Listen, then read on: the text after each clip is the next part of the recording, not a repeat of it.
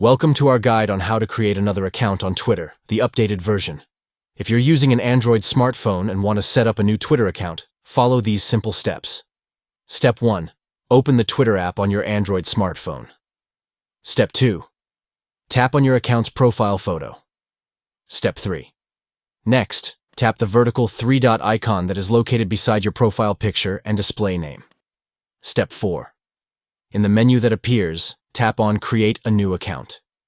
Step 5. Twitter will prompt you with two options. Step 6. The first option is to continue with Google. This allows you to use your Gmail ID as the email for your new Twitter account. Step 7. The second option is to create an account using any email ID of your choice. Step 8. Choose the option that suits you best.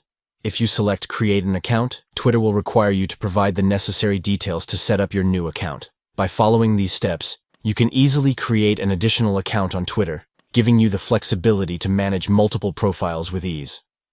Whether you want a separate account for personal use, business purposes, or any other reason, Twitter makes it simple to set up and manage multiple accounts from within the same app. So next time you need to create a new Twitter account on your Android device, just follow these steps and you'll be up and running in no time.